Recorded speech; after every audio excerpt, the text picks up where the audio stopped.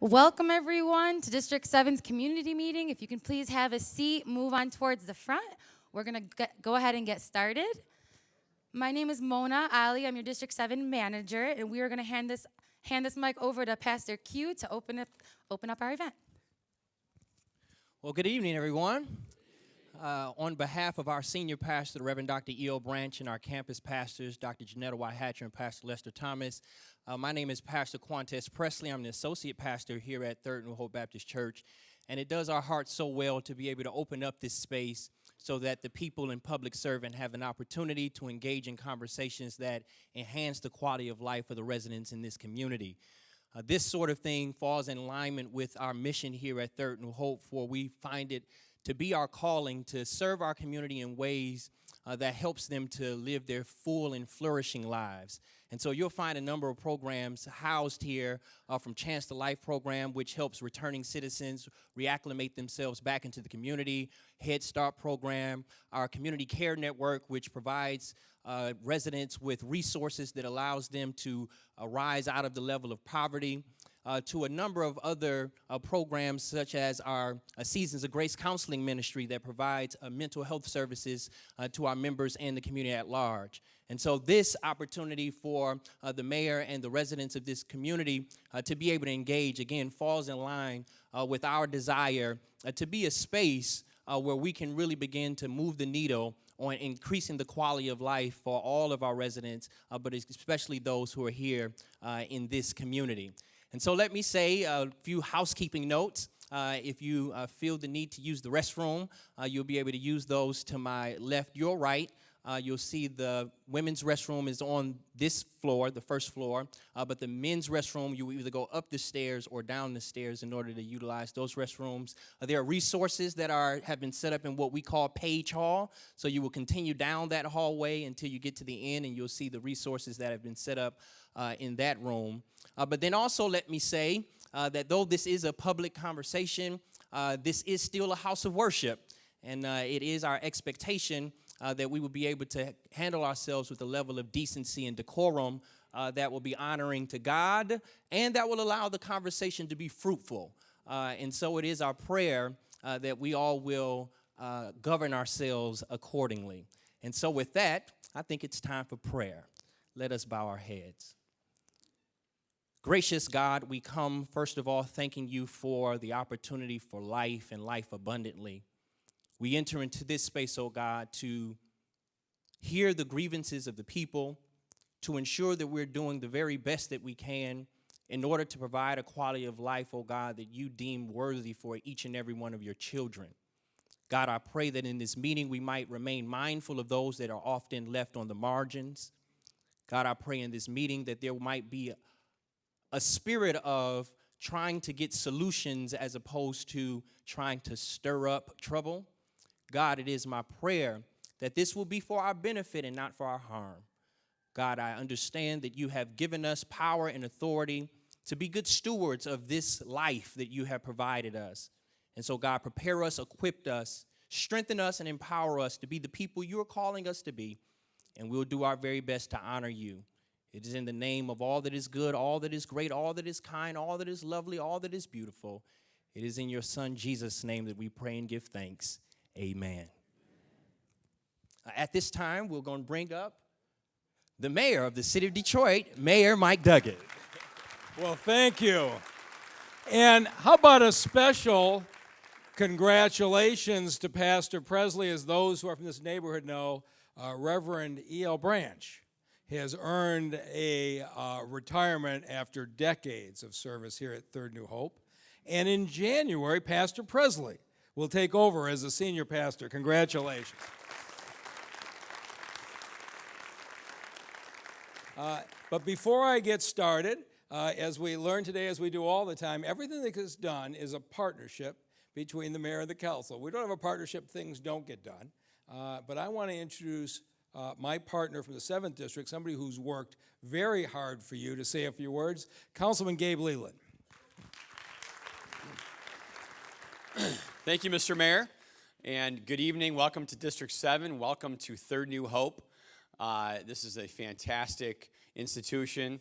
and part of some of the amazing ecumenical churches that we have right here in the city of Detroit. It wasn't too long ago that council was here for our District 7 evening council meeting.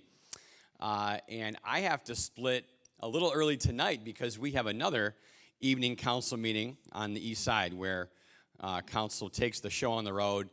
But I wanted to just kind of come out and bring greetings on behalf of my office. And because I'm not going to be able to stay throughout the entire meeting, I did want to introduce staff from my office in District 7. If Kianga Morris here, if you just wave your hand. Hey, Kianga. And I think Larry Aragon might be back there as well. Hey, Larry. So for those of you that have follow-up questions, things of that nature, please see them. And I just wanted to talk a little bit about tonight, just some of the great things that are going on in the 7th District. We had some, over the last number of years, some opportunities to fund programs like Breithoff, which is a school right here in DPSCD, where we're offering training programs and things of that nature. Looking at, reusing land, places like O'Shea Recreation Center, where DTE partnered with the city of Detroit to create a 10-acre solar array. We have a beautiful park there now. That's on Greenfield and Capitol. These are just some of the things, that we are proud of. Many of you know, in part of my financial literacy program that I have, which fights against property tax foreclosure prevention. And so we are building towards the future when it comes to jobs, economic development, creative land use, and certainly it does take a partnership. And there's many folks in here tonight that were a part of those programs, and we're going to continue that. We are going to continue to build District 7. We are going to continue to create jobs right here in the city of Detroit and improve the quality of life for the residents of the 7th District. And we have a lot of work to do, but I know that we are successful, and that's because we're working on this project together. And so just wanted to welcome you all tonight. Very excited about the conversation, and I know the mayor always talks about staying as long as people have questions, and so very much looking forward to this tonight. Thank you so very much. Thank you, Councilman.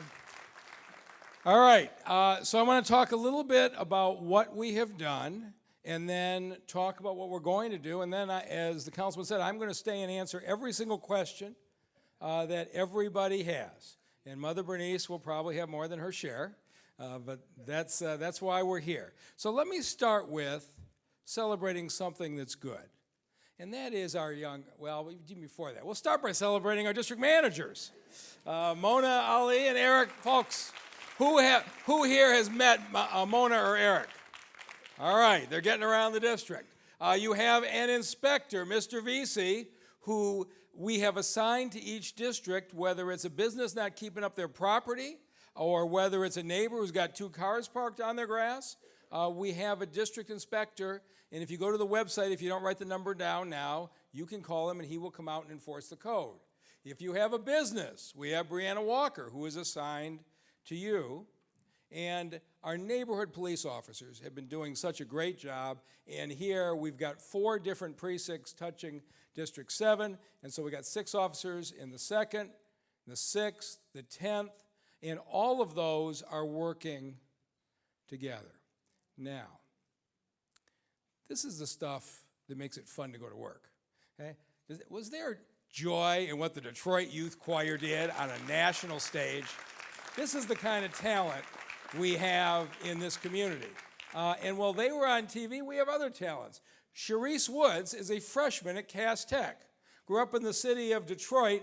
She just competed in the World Chess Championships in India. She's on her way to being the first African-American woman international chess master. And when she was 8 years old, she gave me a lesson. That's the same Sharice.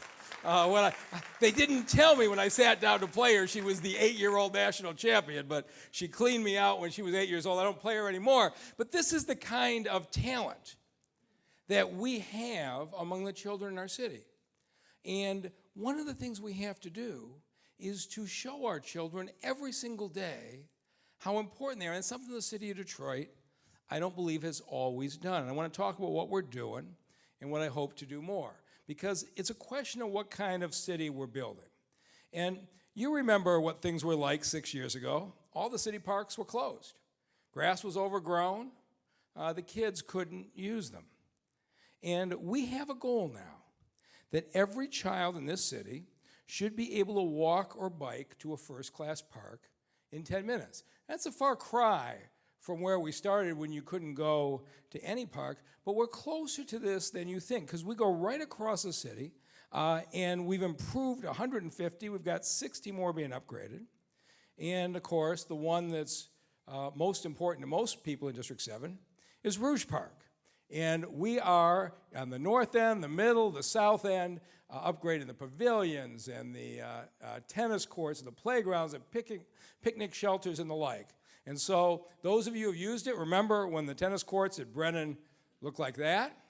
And in partnership with the Detroit Pistons, they came in and built beautiful new basketball courts. We're putting in a new splash pad near the pool and a playscape this year. And down at Sorensen, there'll also be a new playscape. We're starting to invest in these parks.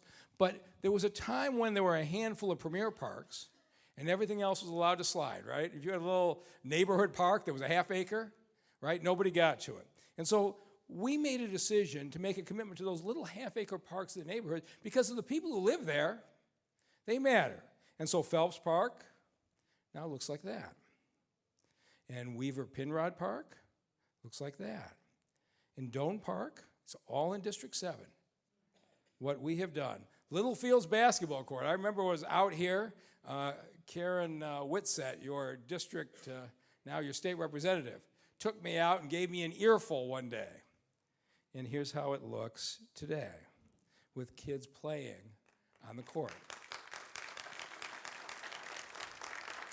And so this year, you're going to see 6 more: Greenview, Wadsworth, Littlefield, Rouge, Semantic, Stopel 2, and Zussman, all getting upgrades. We're just going to keep going so that we can feel good about this. And then, for long-time Detroiters, there's not been too many things more painful than to watch what happened in the rec centers. We had 20 rec centers closed. Remember them all that used to be here? But it was something about, as the city went down, the first thing that got cut were the kids. And I don't have to tell anybody in District 7, you've got the Adams Butzel Center right at the corner of District 7, but there were no other rec centers for the children in the summer. And so we said, we got to do something about this. It could take us years to build a bunch of new rec centers, but we said, all right, we went to the Detroit Public Schools, and the last 2 summers, we said it might cost us $10 million to build a new rec center, but we got perfectly good school buildings sitting here empty in the summer. How about if we pay the play leaders, bring them in, keep the security and the like? And so at Gardner, at Henderson, and McKenzie, we've done that. So now we got 4. That's still not enough as far as I'm concerned. So we said, what other resources could we use? And we realized that there are churches across the city with gyms and underutilized space. And so we said, what if we could get the churches involved? And how would you feel about your kid actually going to a church building where there was some supervision going on? And so we went out for proposals, and we said, here's what we're going to do. It's going to start June 15th, the next year. Go through August, 8 a.m. to 6 p.m. every day. And if you go, we will provide you 2 meals and a snack, because for a number of these children, the only time they eat during the school year is the school lunch program. We're extending that for the summer. And so the proposals have just come in, and I hope council is going to support them, but we see 3 more churches being added this summer, 2 in District 7 and 1 right on the border. So this June, we're going to have 7 different active recreation centers with play leaders and supervised activities for our children. All right? The Detroit Promise. How many times I talk to kids, and if you say anything about college, they think, I can't afford college. It's not for me. I don't have a chance. That's not right. There are a lot of things that are negative about being in the city. We wanted to make something positive, so we put together the Detroit Promise, and actually a tiny bit of everybody's property tax revenue growth goes into a scholarship fund for our children. This is only the city of Detroit. And what we do now is, for every child who lives in Detroit and graduates from a school in Detroit, we cover 2 years tuition at the community college. And if they get a 3.0 and a 20 on their ACT, 4 years tuition at Michigan Public Universities. 1,400 young people today are going to college on the Detroit Promise. And so if there's somebody in your family or somebody close to you who is thinking, okay, it's November, maybe I'm not planning that far away, and they think college is not there for them, and the school guidance counselors all know this, but tell them it's there. And if you know somebody who's 13 or 14 or 15 years old, because we have set aside the scholarship fund, it's going to be there when they graduate from high school.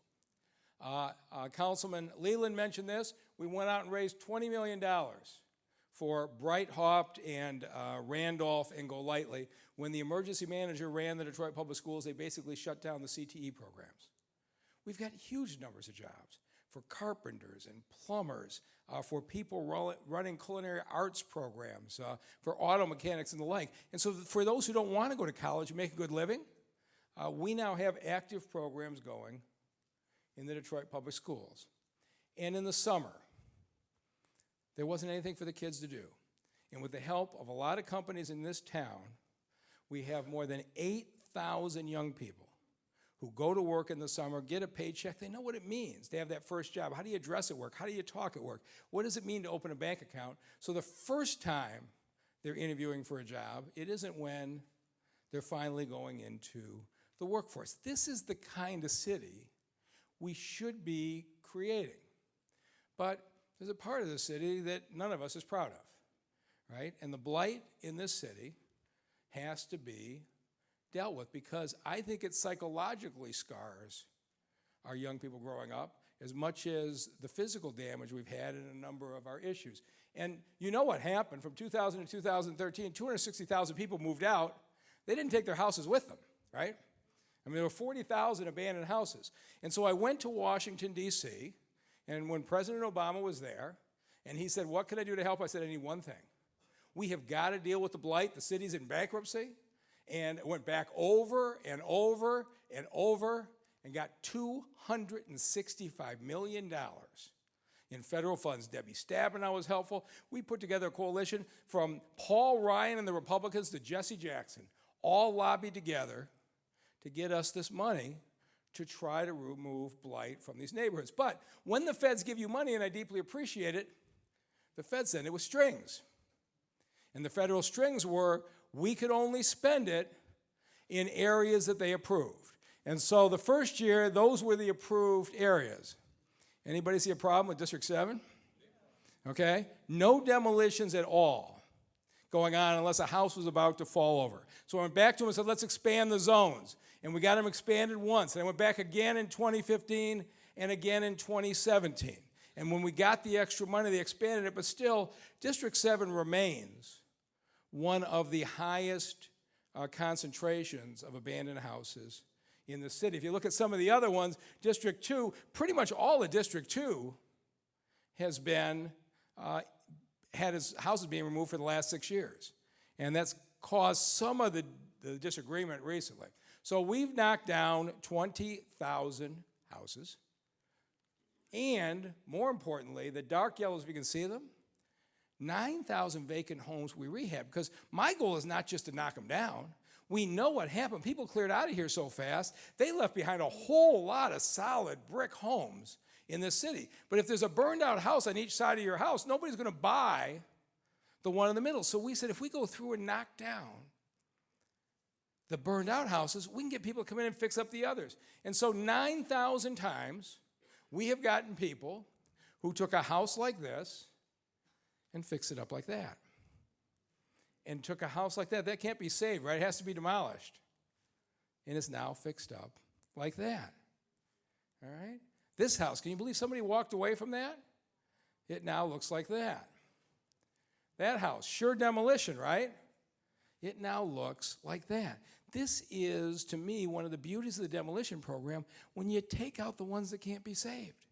we can bring a whole lot of these other houses back and move people in. And you know we auctioned 3 of them every single day on buildingdetroit.org. And then we had all those vacant lots. And we said, what are you going to do with them? I said, well, the first shot ought to be the people who stayed. The people who stayed behind in the neighborhood ought to be able to get the lot next to theirs and the one next to that too.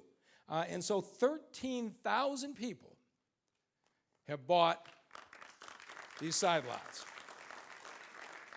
And so some people added gardens, some people created neighborhood parks, and you got some pretty prominent ones I'm going to show you in a bit here in District 7. So, what else matters about demolitions? Well, here's the interesting thing. Our firefighters are risking their lives, by and large, to fight fires in vacant buildings. A month ago, we had 4 firefighters injured in a fire in a vacant building. But when we did the demolitions, we've cut the number of building fires from 100 a week to 50 a week. Does that matter to our children? Well, Angels Night. The children in this city, when I go speak at national colleges and kids from Detroit come up to talk to me, first thing they say about Detroit, when I was growing up at Halloween, all those flashing yellow lights were there because somebody was going to burn my house. That's what I remember about Halloween. And the Angels Night volunteers were phenomenal in the city. But it left memories that we didn't want. So for the last 2 years, we haven't had to do Angels Night anymore because we got rid of enough of the abandoned houses. And how many folks were out on Halloween in the D? All right, how was it?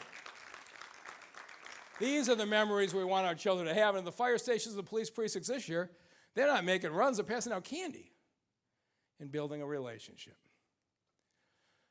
And here's our problem.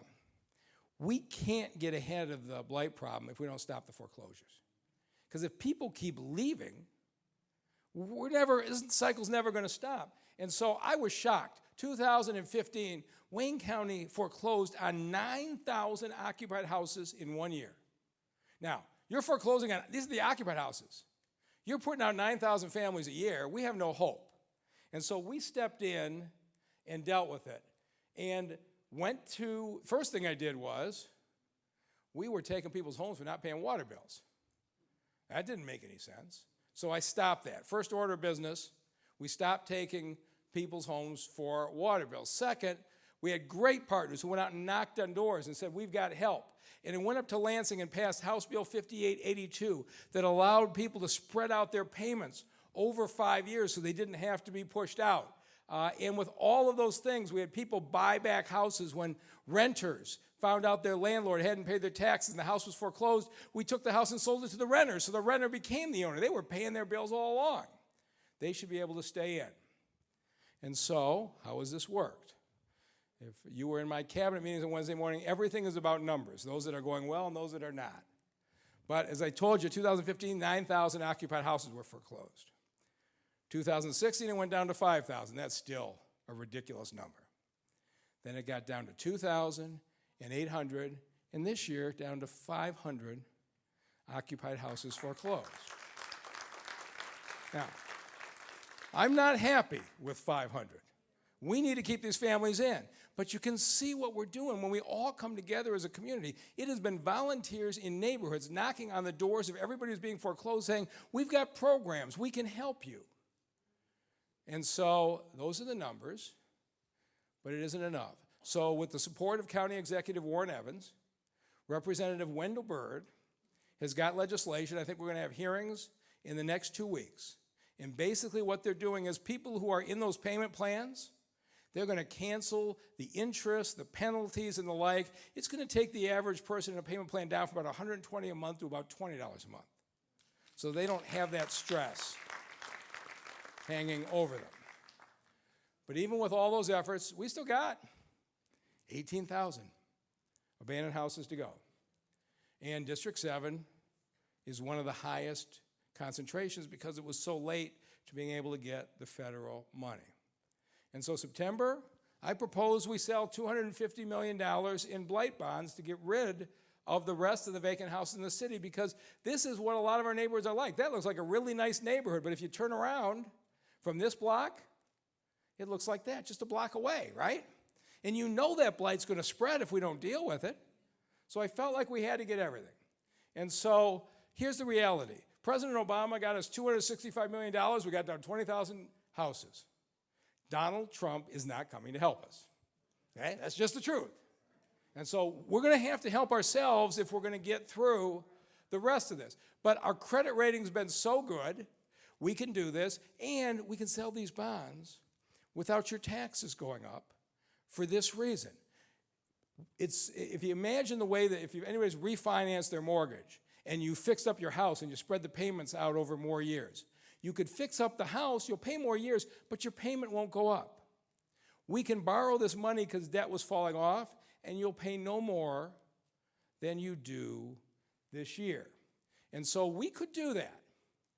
And here's the other thing. I want Detroiters to be working to rebuild Detroit. And when I said the federal government comes with strings, well, here's what happens. The feds say if you're going to use federal money, you can't give local preference to Detroit companies. The feds say this money belongs to everybody in the country. You can't have a local preference. And so when we had the demolition programs, percentage that went to Detroit businesses out of the federal money was 37%. The Detroit funds is 54%. Because in Detroit, we can give people extra points for being Detroit-based, to be Detroit headquarters. We can drive with our own money more Detroit participation. And minority-based businesses, if we're using our own money, we can drive more to entrepreneurs of color who are doing the work. And so the federal money is almost gone, but as we shift to city money, we can create opportunities for Detroiters. And so we want to get another 8,000 families moved back in and do the rest of this. Now, the speed at which I've done the demolition program has brought a lot of problems, and we know that. So before I got here for years, we were taking down about 1,000 houses a year. We're now taking down nearly 4,000. Here's what I know for sure. It is a whole lot harder to be taking down 80 houses a week than 20 houses a week. And so we've continued to improve the processes. We made a bunch of mistakes. We're getting better at it. And so I made a decision, and it may have been the wrong decision, but I talked to enough people who lived next to abandoned houses, who had the house next door catch fire to their house, who had a daughter attacked in the house, that I pushed us forward very fast. And a lot of the criticisms, we made mistakes, was right. The one thing I'm sure of, if you don't want to be criticized, don't do anything. But this is what we got. So, this is the debate we had today, and City Council made a decision. And I say, everything that has happened on that slide you've seen in the last 6 years, it's been City Council and me together, okay? It's been a partnership. Here's the choice that City Council was facing. I want to talk about it tonight. But I wanted to go on the ballot in March of 2020 when we pick the Democratic nominee for president. I hope we're going to the polls to vote for the presidential candidate, right? Okay? If we went out and got that bond done, we could get 4,000 to 5,000 houses done this year. Other people, well, let me take this side. Second, we're going to have to transition from the land bank, which is going to be out of this because the federal money's gone, over to the city, because we really don't want the land bank in the long run running demolitions. The feds made us do it that way. It wasn't the best structure. So we're going to bring it over to the city and transition. And I thought we could transition while we did the demolitions. And if we did this, I absolutely believe we can get every abandoned building out of this house, out of the city by 2025.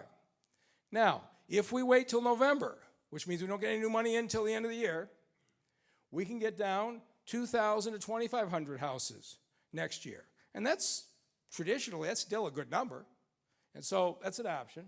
Second, and this is what some of my colleagues on City Council said, you should do this differently.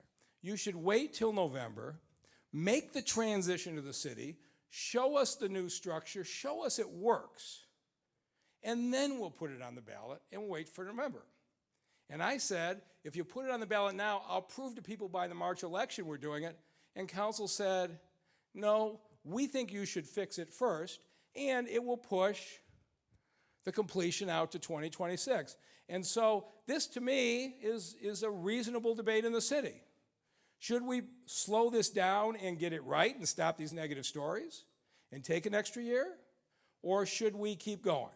Today, a majority of city council said, I want to slow this down. I want you to get it right. And that, I don't blame council for that. I blame me for that. I needed to give them a plan that they could support. And I didn't give them a plan they could support. And so that falls on me, and I'm going to sit down with them, and I'm going to get it fixed. Because we got people of goodwill, and I know they want the houses down too. And so I'm going to be working really hard with them to get this fixed. So I'm sorry I couldn't get it through today. I'm sorry for District 7 that's going to be a little bit slower. But I'm going to sit with council starting tomorrow. I've already started conversations, and we're going to come back with a new plan. And I'm optimistic next year we'll have a plan that addresses all of this. And what do we do with the land, right? This is the other thing council's asking. It's a good question. And so in District 7, you have a beautiful water retention area. Those of you who lived in Warrendale remember the flooding in August of 2014 and all the basement damage it did. We're creating more open green space that'll hold the water. And Barb and the team took a bunch of vacant lots, abandoned houses, and if you haven't been over there, the most beautiful parks that they have created right in their neighborhood. This is what we want to do. We want to take this vacant land, we knock the houses down, and partner with the block clubs and the neighborhood groups, let you put it to work instead of your city government. So that's what we're going to shoot for, and we will figure out how to do that. One last thing I want to talk about, and then I want to hear from you. But we have to create job opportunities in this city. And so we set up something called Detroit at Work. Who's heard of Detroit at Work? We're making some progress there, all right? So Detroit at Work is the central training program for anything that you might want to do. And so hospital assistants, for example.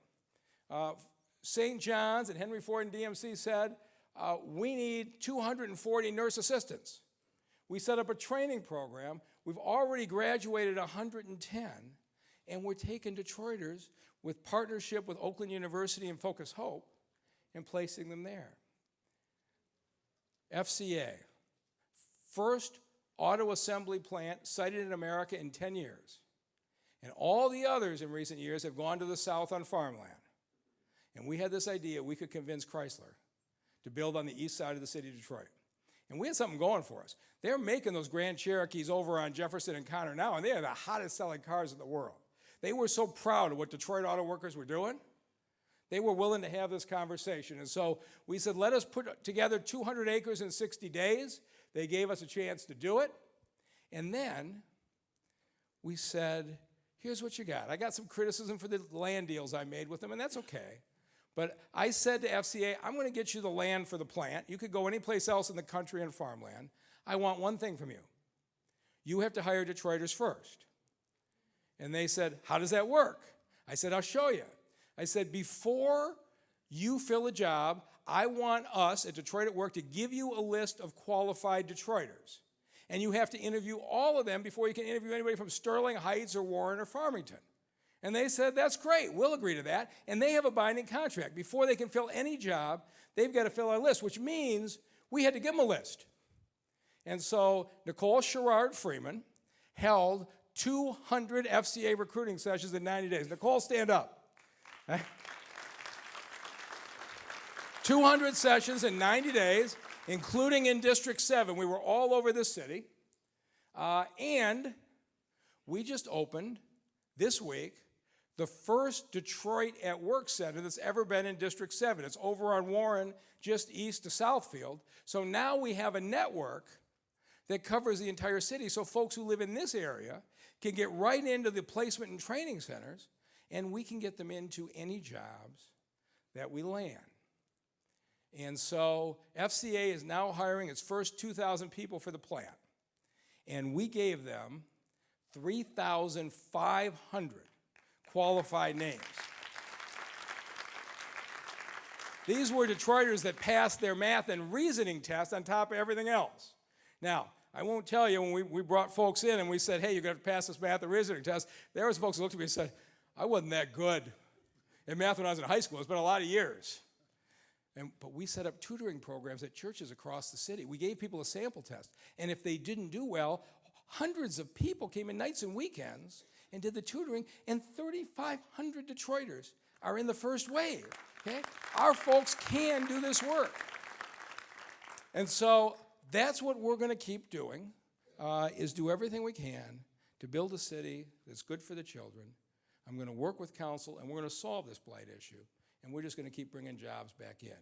So that's what we're trying to do. And with that, if you haven't done this before, we've got microphones on each side. We ask you to line up on both sides. Please, if you can, keep the questions relatively brief, because we got a lot of folks waiting, but I'm going to stay here and answer every one of them. So if you start by telling me your name and where you live. Which side are we starting on? Sean, okay, go ahead. German. I live in Warrendale. And I don't actually have a question, I have a comment. I have lived in Warrendale since 1954. We just had a framework committee that presented a program to us that was supposed to be the big makeover for Warrendale. Okay. Okay. Warrendale's not getting a darn thing. We're going to get 2 bus stops from the bus company. We're going to get our roads, Warren Avenue, repaved someday. We don't get the bus stops till they do the road. Okay. Where I live, in between Southfield and the city limits, is Shane Stoking. It's on its last breath on Warrendale. The rest of it, it's doing great because you got these houses down. And then they're going to do 10 houses between Evergreen and my street, Piedmont. They're supposed to rebuild them. The one they're supposed to do on my block, it needs to come down. Okay. Okay. So I want to know, when are they going to do something for Warrendale? If the main drag, which is the doorway to the rest of the Warren Avenue corridor, is dying, the whole place is going to die. They told me that they can't guarantee they'll do any of it for the next 5 years, and maybe not 25 years. So and I'm not familiar with this particular program, so tell me, what would you like to see being done? I'd like to see something done with all these empty buildings on Warren Avenue. I'd like to see some of them torn down. I'd like to see somebody, I know you can't get the stores to come in, but we need to entice them somehow. Fix up the ones that can be fixed up. Okay. I need to look at that stretch, because I should be on top of it, but this particular area I just don't have clear in my head. What has been happening is the areas of the city where we've got people moving back in, we've been getting businesses start to move into the storefronts. Because you think about, where do businesses want to go? They don't want to go in an area where people are moving out. They want to go to an area where people who are moving in. And it seems like your area should have potential. Move people in from by the bridge. Right. Okay. Right. I have neighbors that moved in to us from Dearborn. And they're ashamed to have their family come over to visit them because they come down Warren Avenue. Because of the condition of Warren? All and right. it looks terrible. All right, I'm gonna make it a point to spend time on Warren and see if we can't come up with something. Okay? All right. Yes, sir. My name Dino Van. I'm many things. I'm an iron worker. Just to let you know who I am, I built the Little Caesars Arena. I built the Little Caesars headquarters. I built the Veterans Building. I built Ford Flexing Gate. I built these N1 rails that's taking people to Midtown. I'm at the Mac plant putting the robots in right now. Oh, that's terrific. I built Detroit. I'm also the founder of STEEP, Skilled Trade Enrollment Assistance Program. Right. We started our program about 4 years ago. targeting the hardest hit residents in the city of Detroit. Hardest hit meaning the ones that's being left out of the other programs. That year we brought in about 200-300 Detroiters.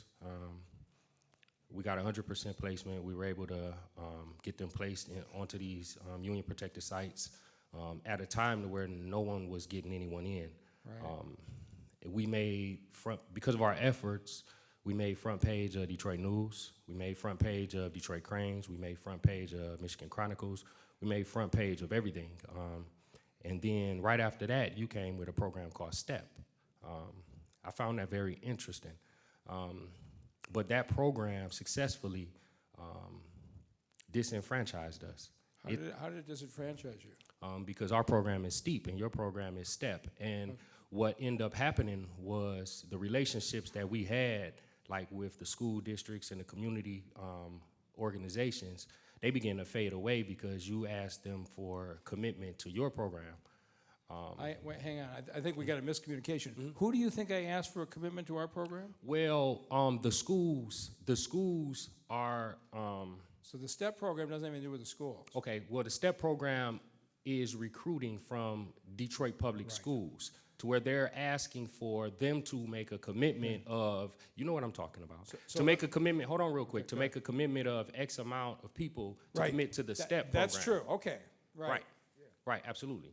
And in doing this, it kind of blocked us out. But not only did it block us out, it also blocked us out from doing business with you and the programs that you have going on, because the programs that you have going on successfully filters out the hardest hit. Let me tell you how. Because the programs that you have going on to get into these programs that's built to assist people to get into the skilled trades, they have to have a driver's license, they have to pass drug tests, they have to pass math tests in order to get into these programs. So what happens is they're not being able to get into the programs to where the programs is not taking the hardest hit. The programs are taking the residents who already had their things together. STEEP came through to, kind of like what we're talking about now, came through to remove the blight, right? So we targeted the hardest hit communities and the hardest hit members, and we did it so successful and at such a high rate. That's why we made the front page, because we went after all of the individuals who were not being able to get into your STEP program. And right now, So we need to figure out how to work together, but let me make sure everybody understands about STEP. So here's, Mayor Coleman Young put in a requirement that if you built a building in the city with significant city subsidy, 51% of the hours worked had to be worked by Detroiters, or you had to pay into the training program. I went to the carpenters and the plumbers and a number of the others, and their apprenticeship classes, they'd have 40 apprentices and 1 or 2 Detroiters. And so I said, you need to have 20% Detroiters in your class. And so now the carpenters, the plumbers, and a number of the other unions are actively recruiting. So they're going to Randolph to get Detroiters into these training programs. But we were not trying to take away from anybody. So Charity Dean, where's Charity? Charity, stand up. So Charity runs this program. But here's the thing. Shad Khan, the owner of Flexingate, one of the factories you built, he was just in today saying construction costs in Detroit are among the highest in the country. And it's because we do not have enough skilled tradespeople. But Mayor, I have over 1,000 people on my waiting list. Okay. I have over 100 graduates. I have over 100 people who have already passed all of these tests, who have already passed all of the application processes, while you guys are still doing job fairs acting like you're hiring. We already have that. And now, hold on. Now, I why wanna you say support you. 20%? I'm on your side. No, because you're lying to the people. Now, when you I'm say not. 20%, when you say 20%, now let's tell the people what STEP really did. STEP transferred, and this is why my union, I'm Local 25 Iron Worker, and we are not participating in the STEP program. Now, the STEP program transferred the liability from the contractors to the unions. So now the contractors don't have to hire 51%. They now the liability. There's no liability on the unions. That's not true.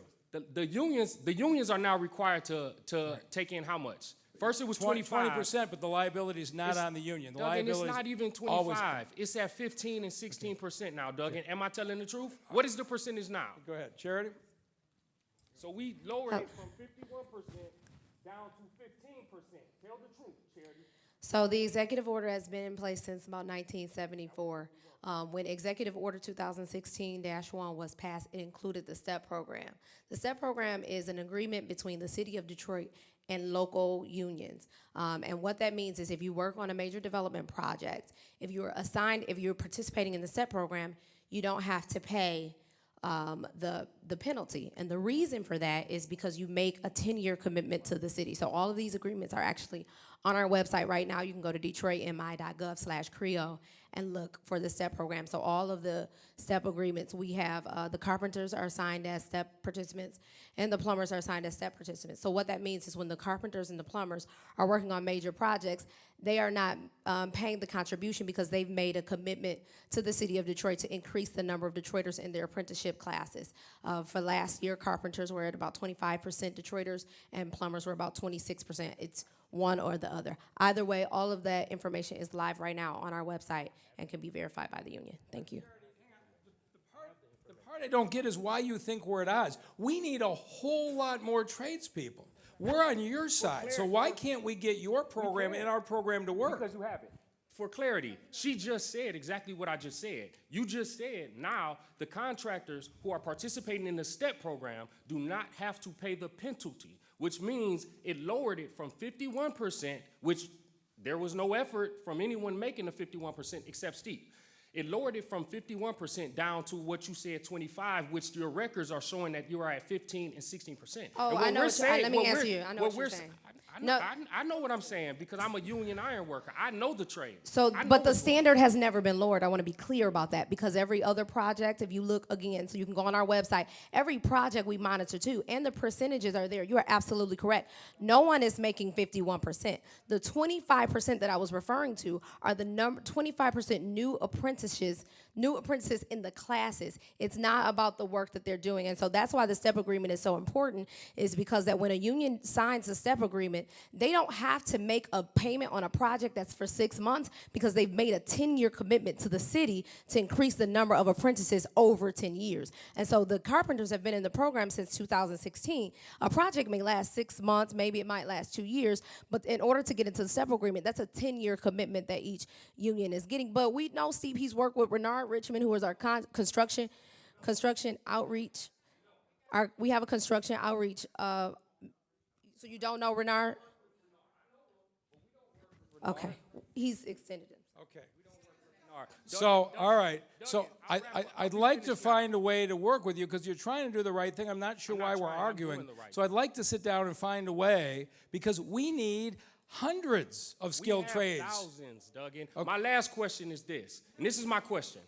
So now you have extended it to make it to where participants of this failing STEP program can now get half off of Detroit Land Bank houses. Now this means that all these hundreds of people that I brought in, disenfranchised people, all of these reentry citizens that bust their butt to get into the trades, this means that all of the people that I've graduated, none of them get benefits. This means that I'm all glad of the to work Detroit, that out with you. This means that all of the Detroit tradesmen. I'll work that out with you.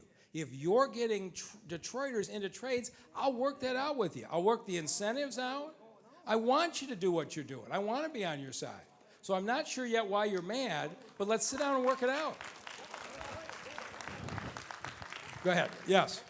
So, sorry, but for them to cut you off because most of Detroiters feel the way you feel. You look at the percentages of people that work in like, what's the name of the Little Caesars and all that. It's very few Detroiters. It's more people that's not in Detroit.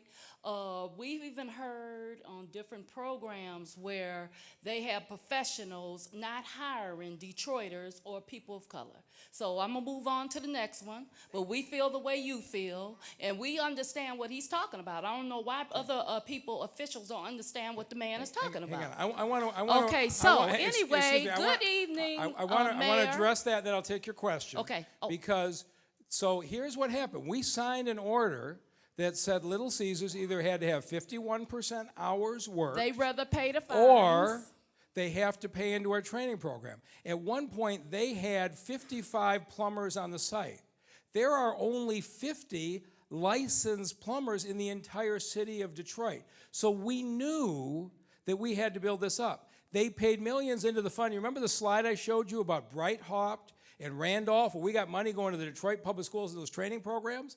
That's where it came from. So we're making these companies who don't make their numbers, because you can't hire folks if they aren't here. They're paying into these training programs. They're funding Randolph. They're funding Bright Hawk. They're funding Go Lightly, so that we can create a pipeline of these workers. So that's why I say I want to work with you. I'm not telling you I have all the answers, but we are trying. Go ahead. You need to get his phone number.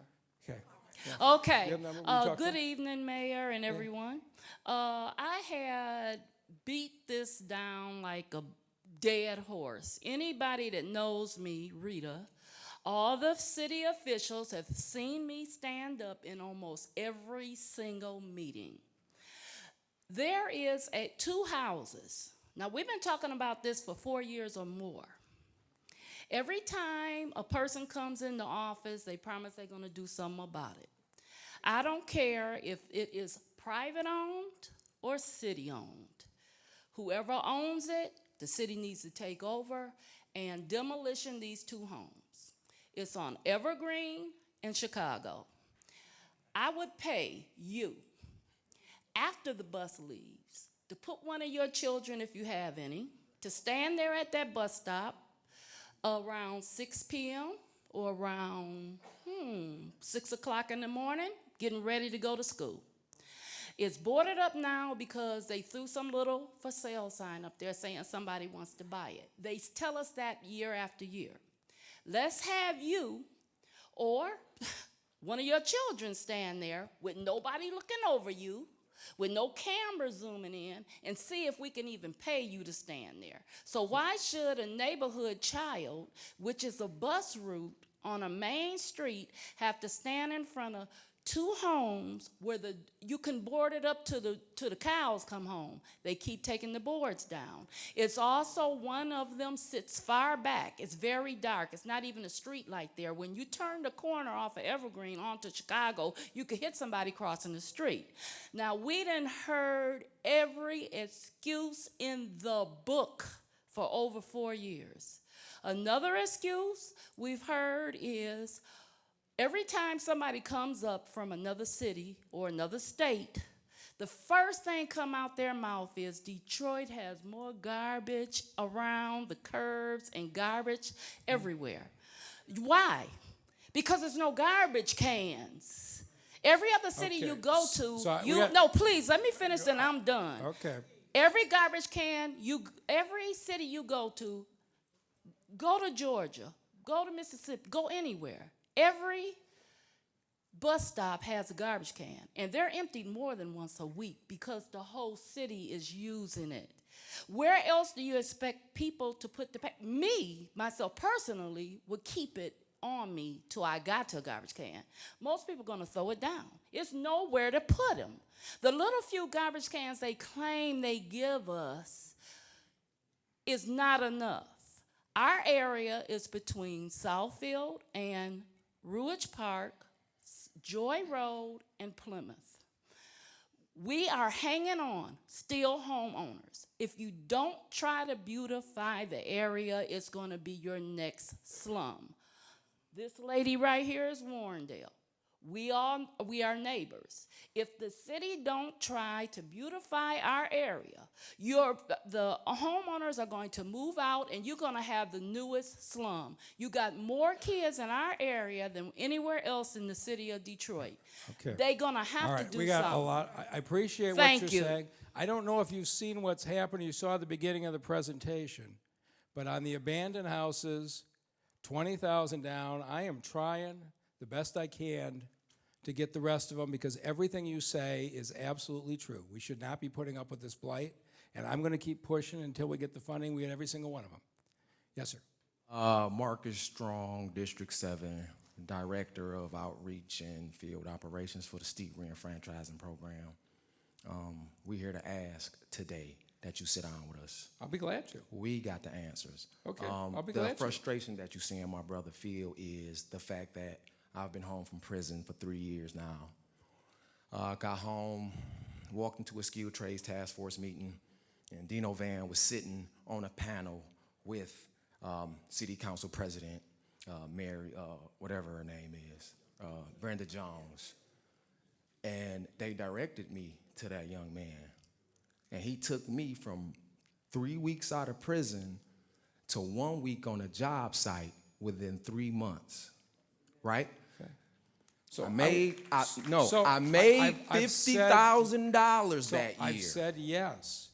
I'll meet I with just want you, the people and to if know. you guys I want are the going to people to expand this understand program, why he's mad. I'm on your side. I still don't understand why you think we're not supporting you, but I'll sit down and understand it. Okay, let me answer that question for you too, because you're acting as if you guys don't know who we are. I do not, but I do now, Mayor, which is Mayor why I Duggan, do these Mayor meetings. Duggan, Mayor Duggan, please. Mary Sheffield did the same thing to me yesterday on 9:10 a.m. and told me she doesn't know who we are, but said she listens to 9:10 a.m. every day. I call 9:10 a.m. every day and talk about my program. Everybody know who our program is. Okay. There's no way to not know. We got the highest test scores. We got more people placed. We got 100% placement. Nobody can say that. So that's why we're mad. So I've said this I will money sit with is you. not coming to us. Okay, there's Yeah. no money that's been diverted. So The- I will the money sit that's with on you. these job sites. Okay. So I've said yes, I will sit with you. If you can grow the number of skilled trades, we need not just hundreds, we need thousands of skilled trades folks from Detroit. And so if you want to grow them, we should be on the same side. I don't understand what the issue I is. just told but you because charity- you're sitting here but- still acting like you don't Okay, know all who right. we Okay, are. I'd like to tell you I listen to 9:10 a.m. every day, but I just, go ahead, yes. Pastor. Okay, go ahead. That's it. All right. So I just want to step in because, again, earlier we were trying to maintain a sense of decency and decorum in the temple of worship here. And again, we want to make sure that everyone is heard. And as you can see, the lines on both sides are quite expansive. It's getting darker outside. It's about 4 minutes to 8. And so if you can get your point out immediately or your question immediately, that would be greatly helpful so that everyone's voice is heard, okay? Right. Thank you very much. Okay, who's next? Which side? Yes, go ahead. Good evening. Good I'm evening. Lady Denise. And I'm confused about the foreclosure program. Okay. This is my point. There are some houses I was trying to get, and they were in foreclosure. They said that I could buy the houses. I mean, I could pay the taxes. I could fix it up. I can live in it.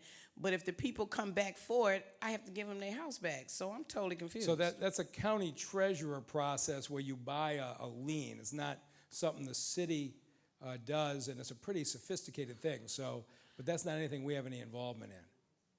So you basically buy out a right in case they don't pay for it, but that's not something I encourage or that we're a part of. But if you want to buy houses, we can work with you because we have a bunch of them. Well, you know, me and you are already getting ready to do some stuff with my Indiana Street. All right, we are. All right. Yes, go ahead. How you doing, Mayor Duggan? Good. Good evening, everyone. evening.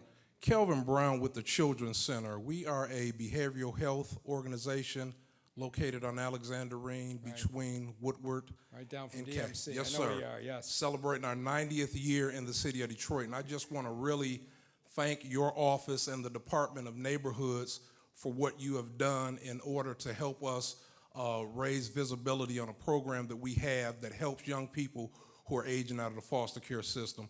About 25% of young people aging out of foster care become homeless the day that they age out, and that number balloons to about 40% after the first year. Your office and the Department of Neighborhoods in particular have been very helpful in helping us get the word out about the program and helping these young people get the help that they need. Kayvon Pickett, Chelsea Nesbitt, Mona in District 7, and Eric in District 7, and helping us to distribute all the material and collateral about the program, because we're offering people who are willing to host these young people in their homes $300 a month.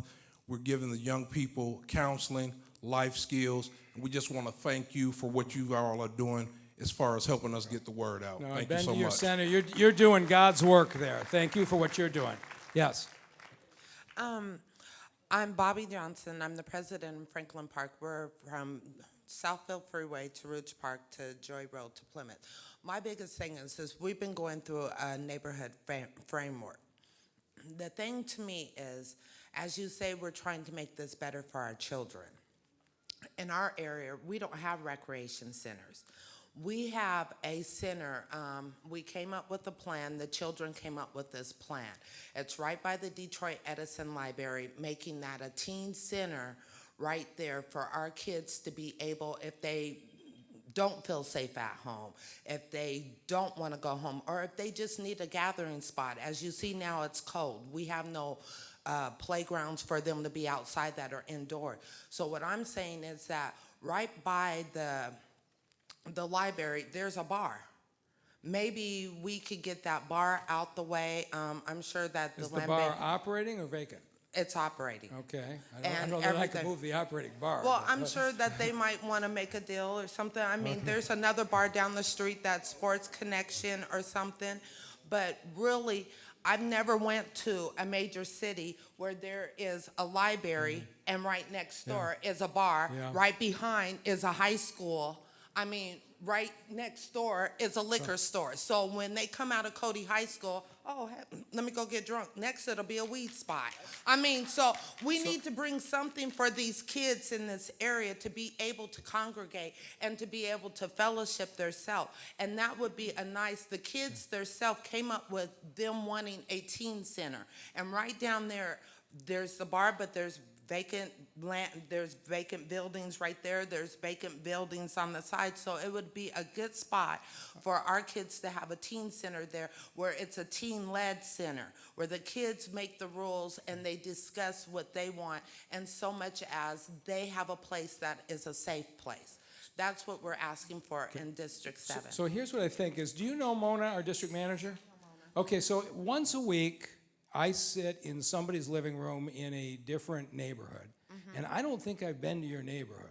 If somebody there wanted to host me, I'd like to come out to your community and sit down and talk, because the way I really understand a neighborhood is sitting and talking with the neighbors, and if somebody would host me, are you in Franklin Park? Miss Green would Okay, host you. good. She's our vice president Okay. of Franklin Park. So She would Mona, host let's you. get this set up, and let's sit down and talk, and I want to sit with you and talk with you in your neighborhood. All right, thank you. Yeah. Good evening. Good evening. Hi, I'm Veronica Armstead. I'm president of the Brace Street Block Club, and we have a situation over in Warrendale, being so close to Cody Rouge. We get a lot of the wildlife that comes over, and lately in the last couple of years, we've gotten an infestation of raccoons in our area, and they're getting into people's roof and basement, and I just wanted to know, is there anything that we as Block Club presidents can do to eliminate this, or is there something the city can do for us or help us with this? Because in researching this, it's costing like $250 per raccoon to get them out of the neighborhood. If they get up into your attic, there's no end of problems. Do we have a live trap program? Is somebody here who... I don't have an answer for you on that. I know most of the suburban communities I know of, they'll have a phone number and you can call the raccoon guy to set a live trap to take it away. I don't think the city right now is intensely into the efforts to get these stray dogs off the street, which is our focus. So I wish I had a better answer. Does anybody here know the answer? Who knows the answer? Go ahead. And they told me it was the landowner's responsibility. And those traps for each animal is running like $167. So if you catch one and then there's more, you have to pay another $167. Yeah. So I they wish- told me I wish they I only had- deal with rats. I wish I had a better answer for you. And we have them all over our block, a matter of fact, all over the area, because as I said, we're close to Cody Rouge. So I was wondering if the city could do anything. You know what? I help need to us look out. in. This is why I do these meetings. Is of all the issues I've dealt with, the raccoons is one I haven't focused on. But let me look into it and see if we've got some options. But it doesn't sound like today we have anything. But let me work on it. Okay. Thank All you. right. Good evening, Mr. Mayor. Yes. I just want to know if there's any programs are out there. I'm a senior, and I'm living in a house right now. I've been living in this house since 1996, and I have no heat, no hot water, and it's cold. And so I just want to know if there's anything Alexis, I want to get out tomorrow, and we're going to figure out what programs you're eligible for. So Alexis Wiley, our chief of staff, is going to Because I follow want up to with you. fix income. Okay, we're going to follow up with you and get you into programs that will help, all right? What's your name? I'm sorry, sir, what's your name? What's your My name is Ron Lyons. Okay, so Alexis is going to follow up, and we're going to find a way to help, Thank you. okay? Yes. Good evening, Mayor.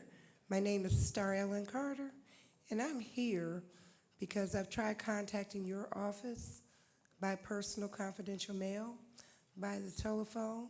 I've spent $24,000 on a home with the land bank, and I was proceeded to be harassed very greatly. It's at 16800 Edinburgh. It is in Rosedale Park, and after almost completion of this house, I received 3 times DPD came out saying that I was trafficking humans. I had 2 cars of Adult Protective Service, 1 car of Child Protective Service. I've come home from work. The bulb is taken off. I've had threats that you shouldn't be here by yourself. It was supposed to be under the buyback program. Now I spent $24,000, and I had no problems until this dude, he identified himself from Unique Properties.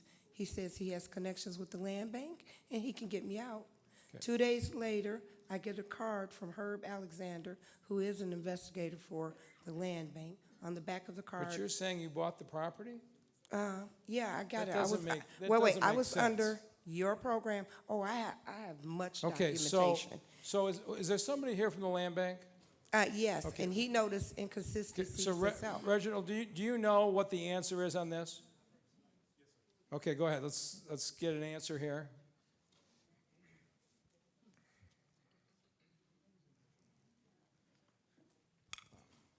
Good evening. 16800 Edinburgh.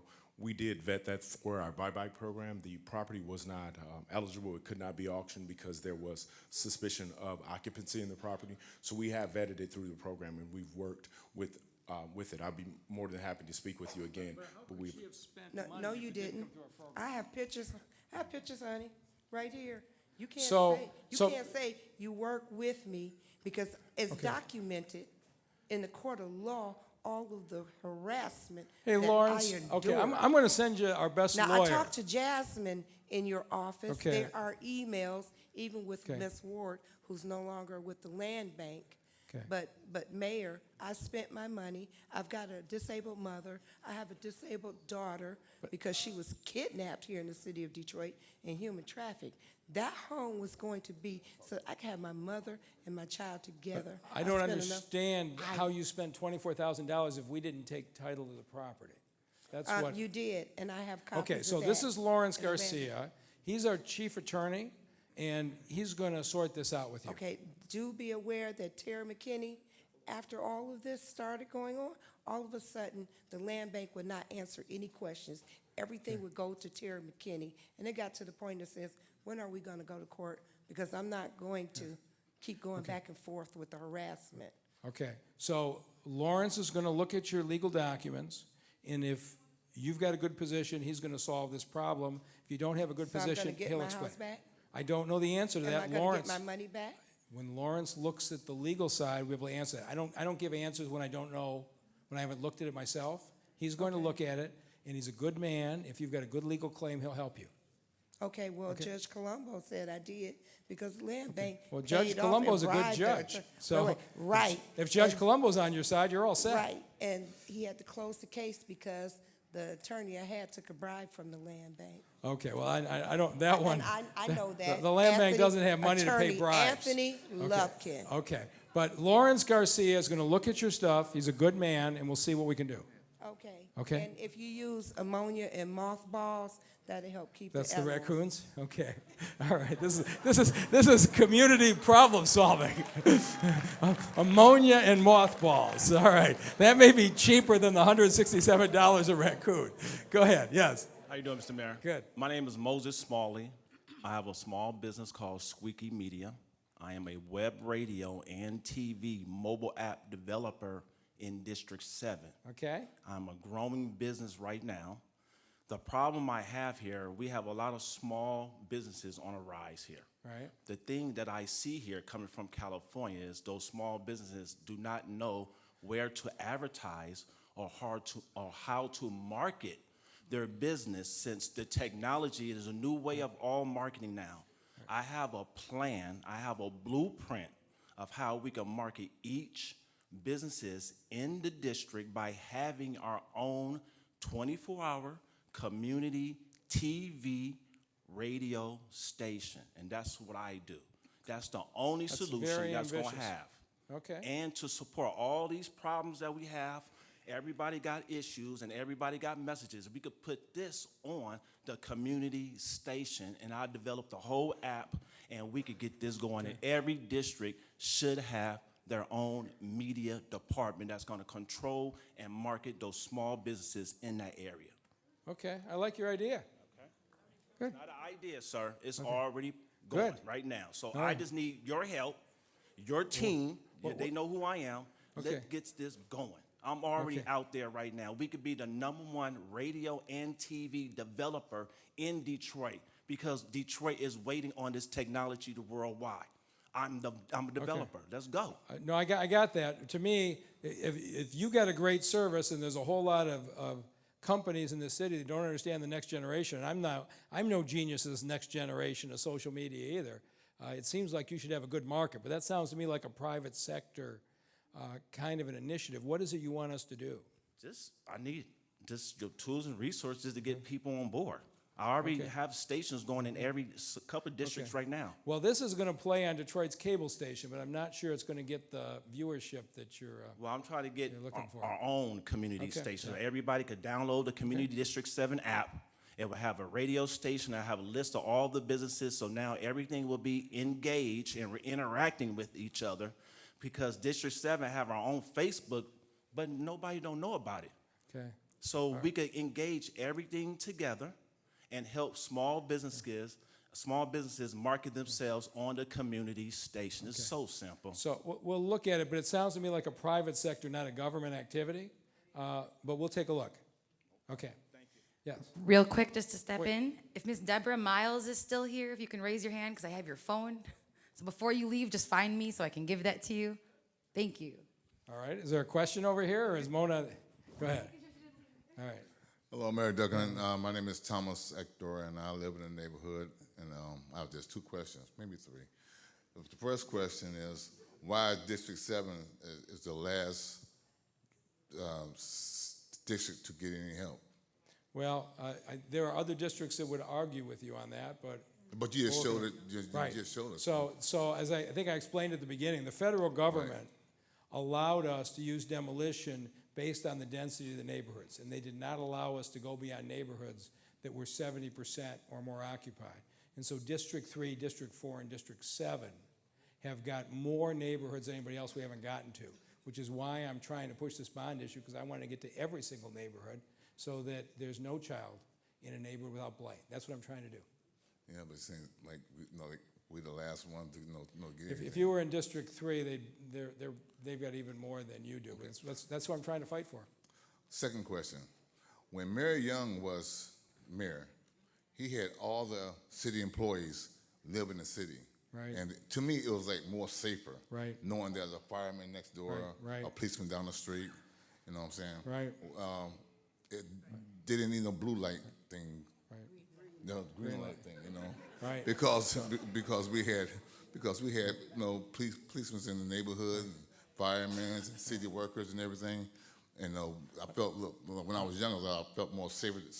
I agree with you 100%. So why can we have that? So because in 1999, we had a governor by the name of John Engler, and he and the legislature passed a law that said no city can require its employees to live in that community. And so they abolished residency, and a whole lot of neighborhoods were hurt badly in a short period of time. But we legally cannot require residency. If we could, I'd do it in a second, because I agree with you 100%. So you can't undo what he done.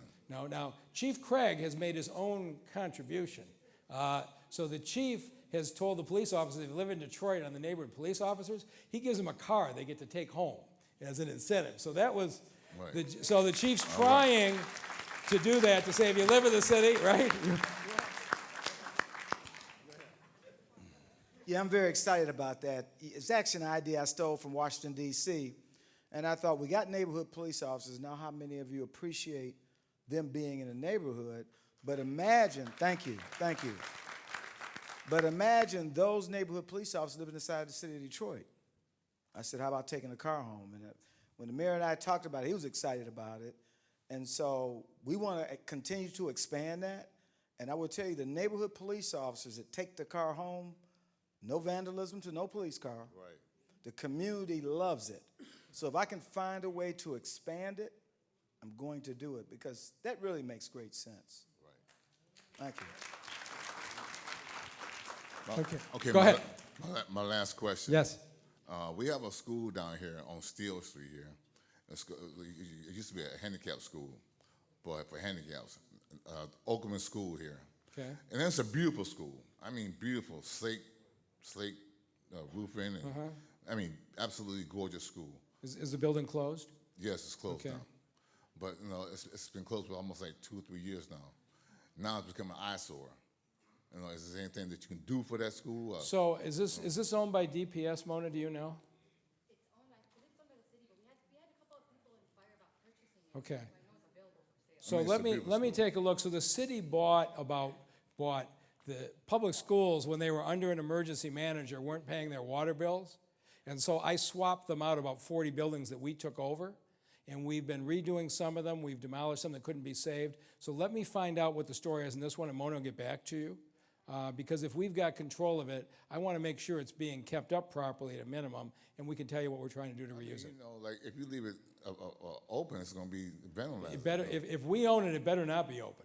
We'll get on top of that tomorrow. Okay. If we own it, we will seal it up. All right. Thank you. Okay.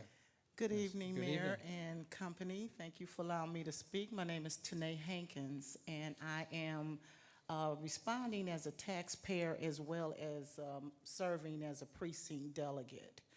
So I get a lot of input from the community.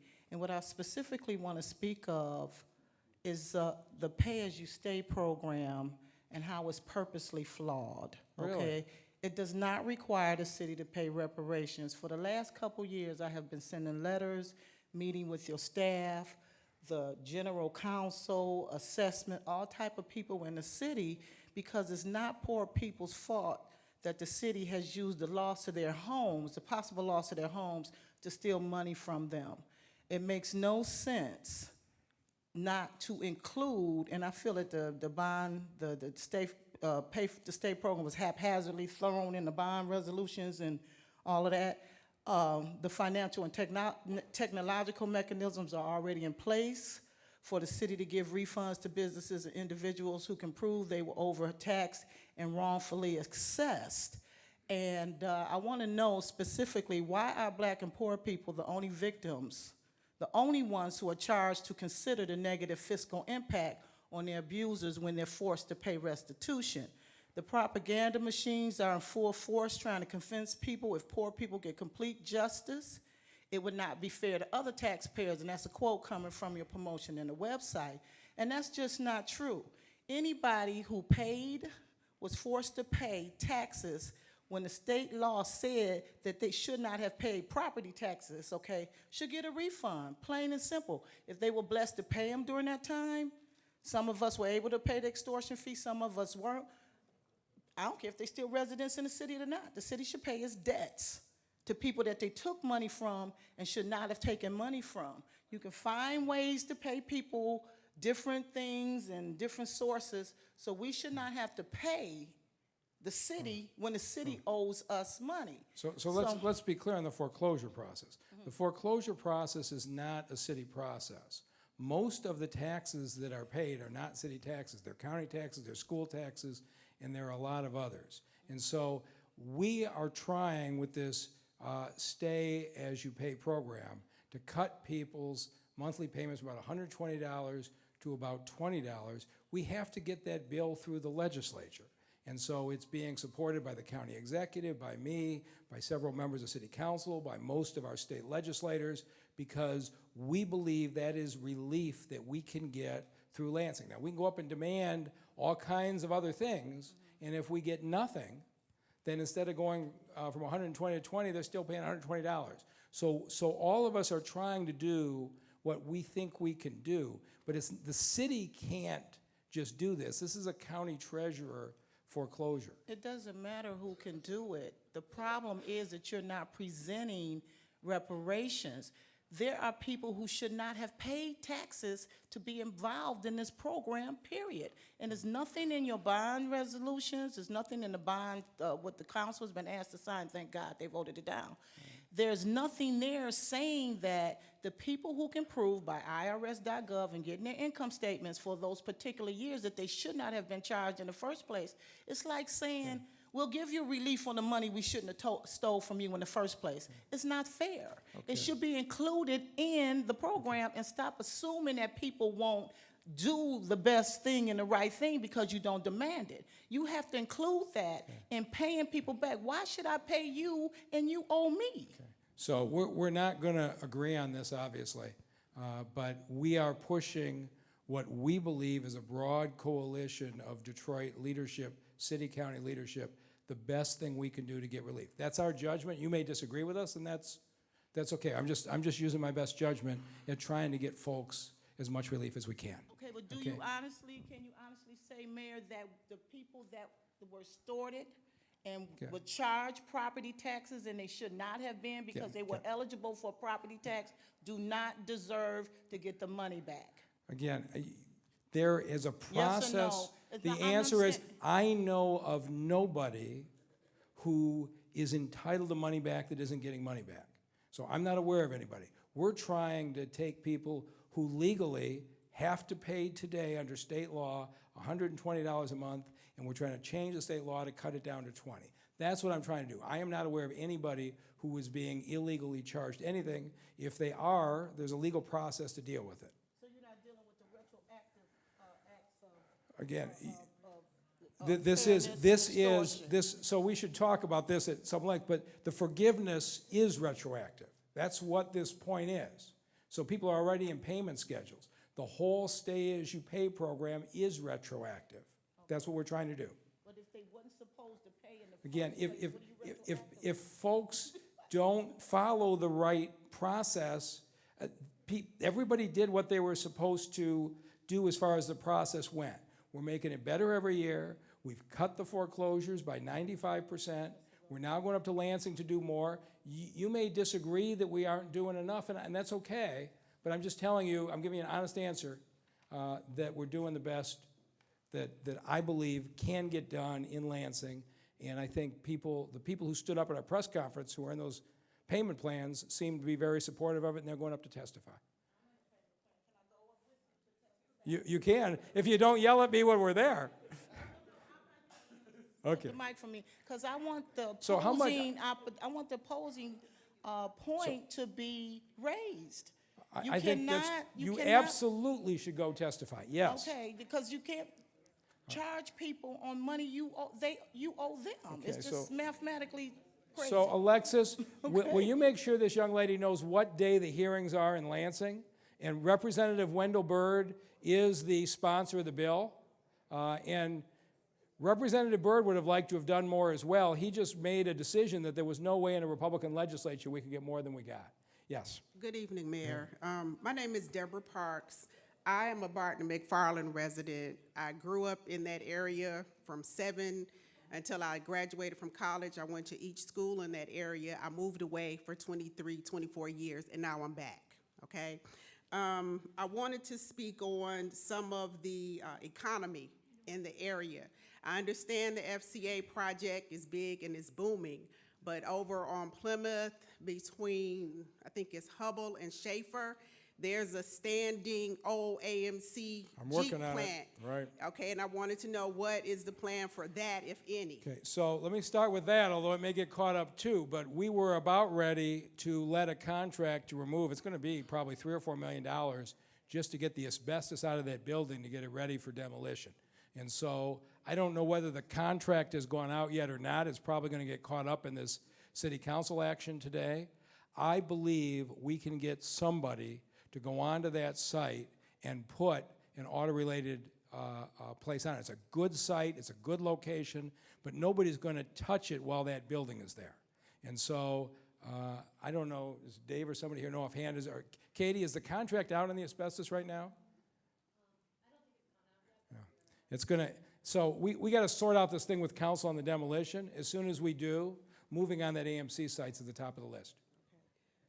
And then the other thing is, I understand that you all have, I guess you can call it a business ombudsman in each district. Right. I don't know exactly what her his or her title is. Brianna, there she is. She's But- very enthusiastic. Okay, I would just like to speak on that. When you are an entrepreneur and you're starting, there are very few people that you can hire, maybe outside of your family. So with regard to economies in neighborhoods, are we looking at more big box private companies coming in that can hire some of the younger people in the neighborhood? So the thing about government is we don't get to pick what business comes to town. And so we're trying to do a blend. We've got Motor City Match, where we've got 80 companies now have opened up in neighborhoods. They're probably hiring 4, 5, 6 people each. And those young entrepreneurs, for the most part young, but basically Detroit entrepreneurs, are generating a lot of business. Then we've had success landing a couple of Myers, and we're about to have a third. That's a bigger box kind of activity. And we've had a lot of success with the auto manufacturing between Flex and Gate, Ford, and now FCA. So Detroit's recovery, the unemployment rate has been cut in half in the last 5 years, but we're still double the rate of the suburbs. It's going to take everything. It's going to take manufacturing, it's going to take big box retail, it's going to take small entrepreneurs, and we're trying to encourage all of those. Okay, as long as we're trying to pull in some big box, because we do need big box in that West Chicago, Schaefer area. It's It nothing seems there. like, yeah, the Kmart's Nothing, gone, yeah. Nothing. Yeah, I know. Okay. I don't want to beat a dead horse about the program, the steep and the step, but I will say this, and I was not in Michigan at all. I just read the news, and it kind of infuriated me when LCA was going up. And there was the big talk about we don't have enough individual skilled trades in the area. You can penalize a company that has billions of dollars until they're blue in the face, but they have the money to pay those small penalties. So penalties effectively, they're ineffective. And that's what I would like for somebody to look at. Penalties don't work because you're penalizing them and they're paying the penalties, but people still aren't going to work. Okay, well, I disagree with you because I've been in the room with these companies, including FCA, who have raised a lot of issues with the millions in penalties, but I say they do work. Go over to Brighthawk right now, over on Hubble, and see the CTE programs that are being run there. They're paid for out of these penalties. Go to Randolph over at McNichols and Hubble and see the plumbing and the bricklaying and the carpentry. Those courses are being paid for by these penalties. And so what's happening is we're saying we don't have enough plumbers now. But let's start to reach young people when they're 14, 15, 16. Let's get them into the pre-apprenticeship program. The Detroit Public Schools didn't have any money to do it.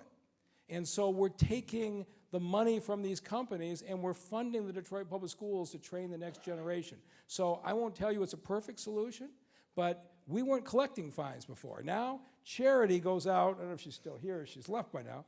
Okay, Charity's still there. Every 2 weeks, she goes out and audits the payroll of every company, and if they're short of 51%, they're hit with this charge, and the money goes mostly to the Detroit Public Schools. More proactivity is what I would recommend. But I'm a Randolph graduate as well. Okay. As far as the raccoons, I don't know if some of you know this, but you have some neighbors that are raising raccoons. I'm serious. I'm very serious. You do have people in the city that are raising raccoons. So that could be one part of your problem. But anytime you cut down a lot of trees, foliage, and things like that, those animals lose their habitats, so they have to go somewhere. So if we're going in and we're cutting different things down, then I think yes, or trying to make the city better, I do think that it is a city issue and it's something that should be addressed. All right, thank you. One more. Okay, go ahead. One yes, more. go ahead. The trash issue. On many corners, you have party stores, you have restaurants and things like that. Some of them have green lights. Can we incorporate with those, or shall I say, some way collaborate with those stores? If you have a store on this corner, maybe they should be tasked with putting a trash can up and down these blocks and monitoring those things, because I'm one of those people who is faced with cleaning trash off all 3 of my lots. Okay, that's a good idea. Okay, and that's about it. Okay, I'll let it go. thank at you. that. All right, thank you. Go ahead, yes. Hi. Good evening, Good Mayor evening. Duggan. How are you? Good, You know, I'm of course, fine. I'm Charlotte from Happy Homes. Good to see you. Good to see you too. I was just wanting to, first of all, thank Mona and Eric and all of them who's been working in our area. We've done so much with their help, so I really want to thank you all, first of all. And then I just wanted to follow up from the meeting that we had this summer to see what the status was with the industrial waste site in the area on Gavel and Ward. So is somebody from BC here? Do we know the answer offhand? Do you know the answer on this? We've started ticketing. Go ahead. I did tickets earlier today, the second round of tickets. They haven't complied, so we have to penalize them. But I did do the second set of tickets, and if they don't comply, we'll go to criminal misdemeanor. Okay, thank you so much. Basically, we give folks, what's that? Okay. We have a meeting scheduled Friday to talk about next steps. Part of that property is city-owned. Go ahead. So part of that property is city-owned, and part of it's owned by CSX Railways. So we are working with both parties, BC'd, all our parties involved, to figure out next steps. So Friday, we have a call scheduled, and then as soon as that gives us a little bit more light, I'll share that information with you on next steps. Thank you. Okay. Good Hey, morning, good- Mayor hey, Duggan. good evening. I am so grateful that you chose to have the meeting here. I live a couple of blocks over on the other side of Grand River. My question, it's not a question, yeah, it is a question. My sidewalks are just totally need repairing. There were 2 houses that was demolished through my efforts 5 years ago. They did not put new sidewalks down. Now the grass is growing, you know, together. Right. And then there's a tree that needs to be removed. My son, he fell a couple of times. I am in District 7. I've had spoken with Leland's special coordinator, Gwen Lewis. She did a walkthrough with me, and I was so grateful for that. So I was wondering, can I get my sidewalks fixed? So let me start with this. So this is a good example of what we learned. The first couple years we did demolition, we didn't go back and fix the sidewalk, and they ran these big vehicles over and broke them up. Today, we do replace the sidewalks, but here is Ron Brundage, and what Ron does is he goes back and fixes the sidewalks on request that were broken by our demo contractors before we adopted the policy. So you give Ron the addresses, and if the demo contractors, it was broken as part of demo, we will go in and do it. And if the tree is dead, is Brad here? Is the tree dead? All the trees on Mendota is dead. But between the sidewalk and the street? Okay, so we're gonna get them out. So we cut down about 3,000 dead trees a year. Did Brad skip on us tonight? Lawan's here. Oh, it's Brad's birthday. We give him one day a year off. Where's Happy Lawan? birthday. Okay. Lawan, would you please go check out Mendota on the trees? And if we've Thank got you. dead trees in there, we will come in and get them down. Okay, one more thing. Now, I live between Grand River and Fullerton. Jeffries to Fullerton, they did their sidewalks. I'm the one to initiate it, you know. So I say, well, wow, why they skip over Mendota? So here's the answer to that. And I can write a book Well, about it's two sidewalks. different zip codes. So here's what happens. If the city tree between the sidewalk and the street broke your sidewalk, we will replace the sidewalk. It's our obligation. If it didn't, it's the homeowner's responsibility. No, you're not following me. Okay, hang on, I'm about to finish. I'm getting your point because I understand what you're saying. Oh, okay. But we said, can't we find a better way to deal with this? And so Ron came up with a plan that wherever we're resurfacing a street, we've already got the contractors in the area. And it's pretty cheap once you're in the area to go ahead and do the sidewalks. So I'm guessing the stretch that you're talking about, they were resurfacing the street and did the sidewalk at the same time. Does that sound right? No, they weren't resurfacing the streets. They were just redoing the sidewalks because most of them was just. Okay, so my I child have couldn't no even, you couldn't even idea ride a why bike. Ron did those sidewalks, but he's going to tell you. He had a reason Okay, for it. but they also came and marked with the pink triangle. I mean, Okay. they marked my street too, but they didn't do so it. this is the road and sidewalk man, and he's a really nice guy. Okay, just one quick and so he's question. going to take care of those other 2 sidewalks for you. Okay, and in All my right. neighborhood, I just moved there. My father in the past. original pioneer of Harlem Globetrotters. What's your father's name? Verta Ziegler. He played with Showboat. He helped break down the barriers to allow That's Magic amazing. and the rest of them do That's what they amazing, do. yeah. It is. Oh, and congratulations, DYC. Those are my people, too. Anthony White is my niece's husband. He's remarkable, isn't he? Yes. Oh, yes. I'm talking about the garbage cans now. Okay. Now, I wanted to talk about Mr. White, but go ahead. All right. okay, my neighborhood, most of the residents are, I hate to say illiterate, but, you know, they're mentally challenged. Okay. I want you to be able to go home. This is going to be on TV. I'm not scared of none of them. I run that neighborhood over there. Okay. So tell me what you'd like me to do. About the garbage cans. All right. They don't seem to know the rules about garbage cans. So we will come out and Okay. give them a warning the first time. Okay. And the second time it'll be a $50 fine. And you know, all of them have them little holes where I guess it'd be the squirrels that eat up the hose, because Okay. all of them got them All right. holes. So- can the city just refurbish everybody some new garbage cans so we can start anew? So Ron, the sidewalk guy, okay. is also. All right. Okay, so it sounds like Ron's going to be your best friend. Right. But if people don't bring their Corvilles in, we will go out, we will ticket them, we'll give them a warning the first time. But if your neighbors start getting $50 fines, No, I won't tell them you told on they them. they gave me a $50. I mean, they didn't give me a fine because I fixed it up, because I used to have like 4 or 5 canisters because I clean up the whole neighborhood all the time.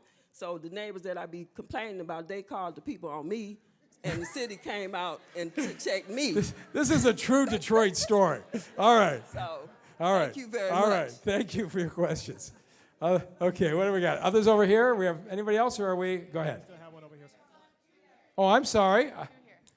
Go ahead. Mayor Duggan, as far as the rodent issue, the city has a policy or ordinance where they will ticket you if the front of your house is not being kept.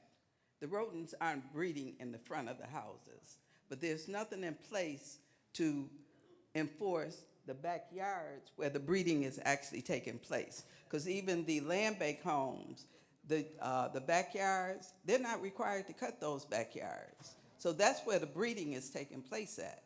So something has to be done, because the front of my neighborhood looks nice, but we have neighbors that the garage is dilapidated, the grass is up to the fence line, I know. and that's where they're breeding at. So if the city doesn't address something with the backyard, I know. I want to do something with the alleys too. So we're working our way. Okay, we got the lights. Now we're getting the front yards. We cut them 4 times a year. Next year we're going to cut them 5 times a year. The backyards are more difficult to get at, and the alleys have got some issues. We're trying to work our way back, but I know what you're saying, yes. and I don't have an answer yet, but we're working that direction. Okay. Thank you.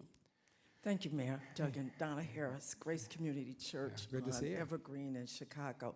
My question sort of aligns with this last lady.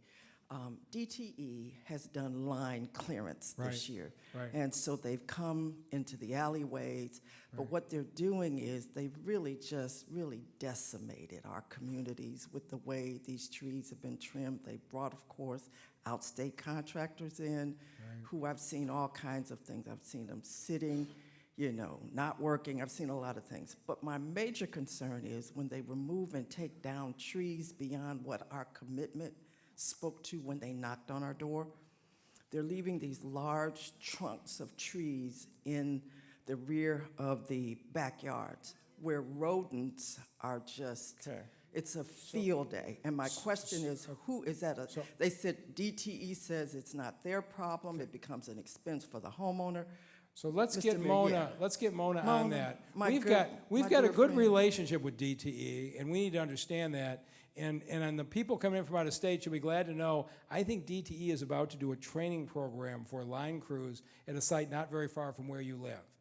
And so they'll start training Detroiters. Those folks, it's not an easy job, but they make good money going up in those buckets, and they're going to start training Detroiters for those jobs. So how do we address the trees they're trimming So- and leaving trunks on the ground so Mona, go where ahead. rats and mice are just having a field day? I will give you a call tomorrow to follow up on the exact locations, or we can grab them today. DTE has said there's different circumstances on when they do and do not take the brush and the branches, but we'll find out exactly what the issue was here. Normally, in most cases, they've come back and removed them, but sometimes when it's the trunk, they said that their direct instructions are to chop it up and leave it as firewood for the And residents, that's what which they're we doing. did explain is a big issue.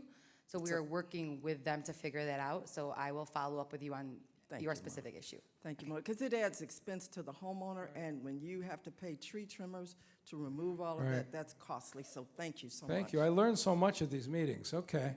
Hi. Yes. Hi, my name is Octavia Williams. I met you before. Yes. It was, you remember I me. can't forget that smile. Go ahead. Well, this is my first time coming here, and I have a problem. Okay. I still had a trash next to my house. Okay. One day I came out, I put the trash in my can. A big old fat possum jumped out. I was like, oh my goodness. And I still had holes in them because, you know, a lot of rats and everything. So that's my problem right there. So when they're gonna come out to clear the trash, because at first they was dumping tires. Okay, so we've got a dump site. Yes. So we will come out if we've got the address. But I would Okay, give me encourage the people, if you use the Improved Detroit app, Mhm. if you put an illegal dumping down in the Improved Detroit app, they have been really good about coming out and doing it. Okay, so you're But having they that. still have some trash And if it keeps coming back enough Yes. times, the police chief comes out and puts a camera, and we seize the vehicles on them. Okay. So keep using that app, but we've been really religious about following Yeah, up. I've been pretty Okay. good about it. Good. Well, another one.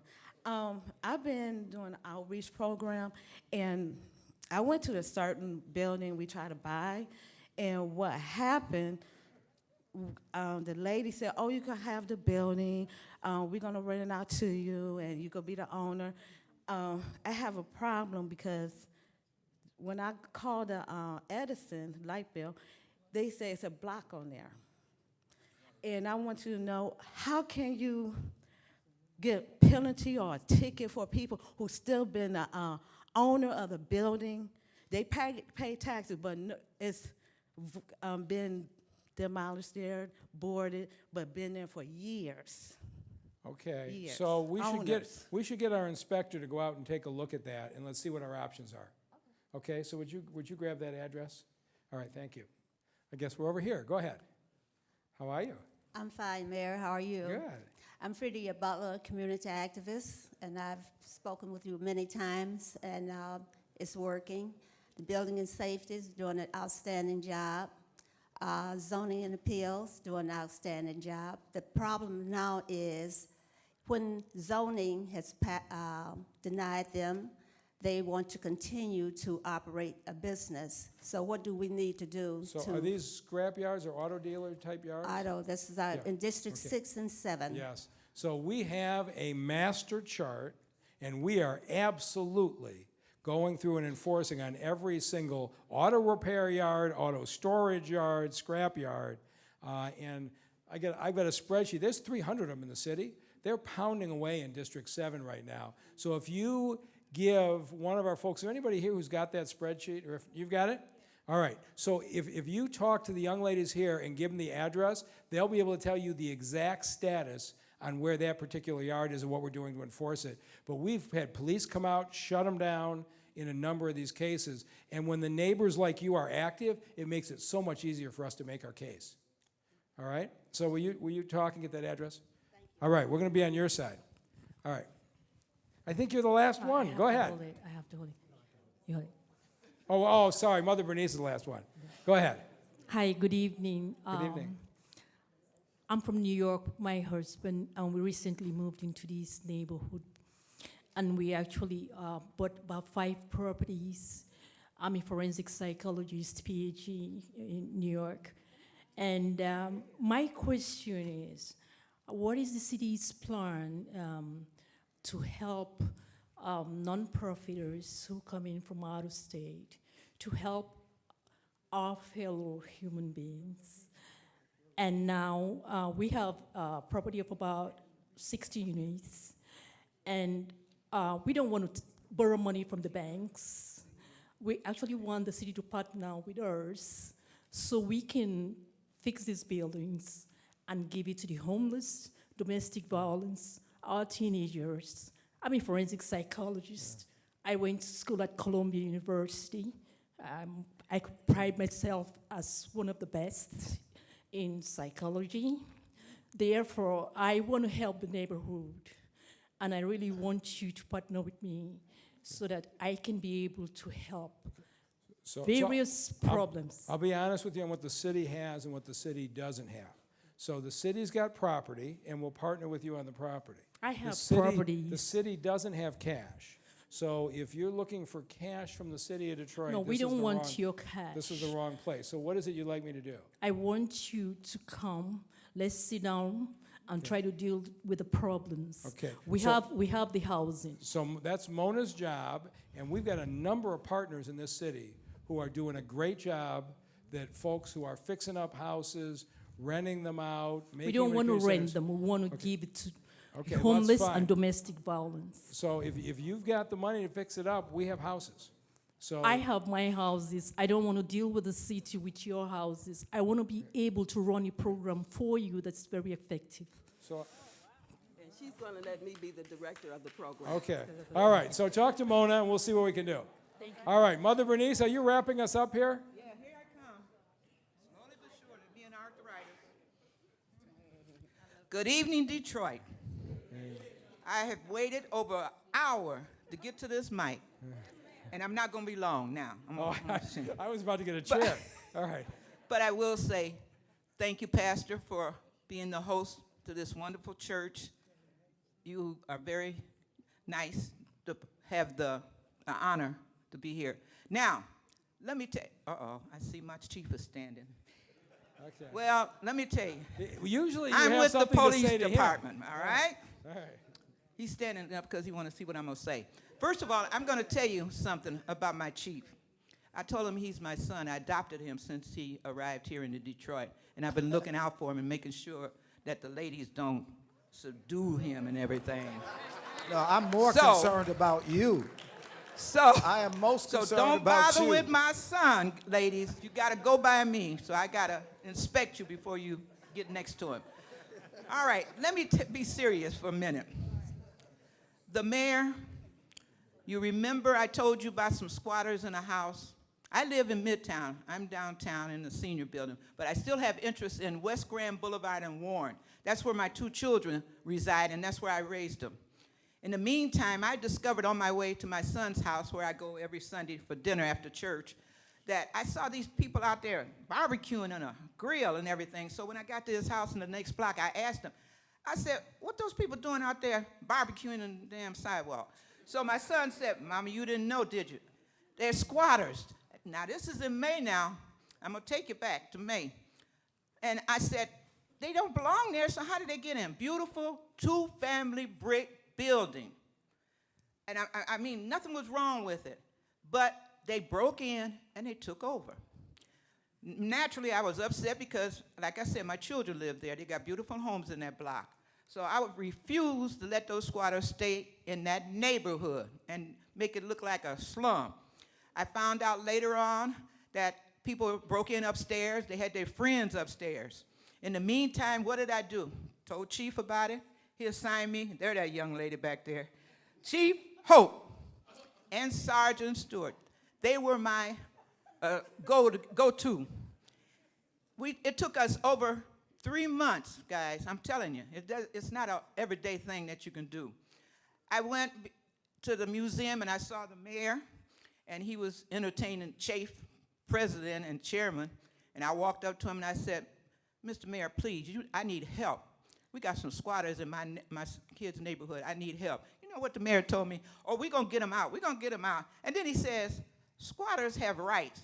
What damn rights do squatters have when we paying taxes and everything? I got mad at him at that time.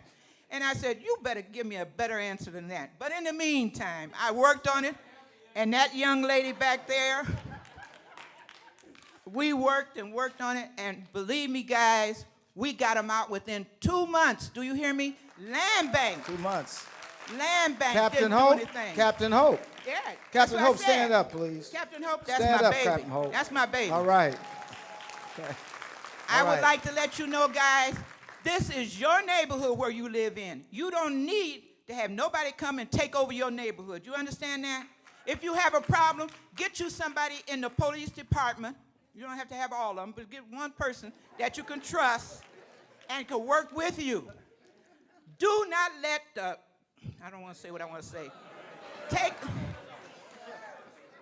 Do not let them take over your neighborhood. We got a good city here, all right?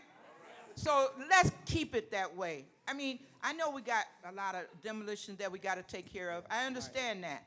But the fact is, you got to look out for your neighborhood and do not let them take over. I later found out through Hope when they had the convention here, the police convention, a couple of weeks later, they had guns in there. They had drugs in there. What do you think they was going to do? Take over the whole neighborhood, right? Because it was cars lined up, 4 or 5, and I saw some women going in there, young women going in there. So you can about imagine what was going to happen if I had looked over it. So don't look over nothing in your neighborhood. If you can't find nobody you can trust, go to Captain Hope. She'll take care of it. All right. All right, I'm sure glad that story had a happy ending. Thank you all for coming. We'll see you.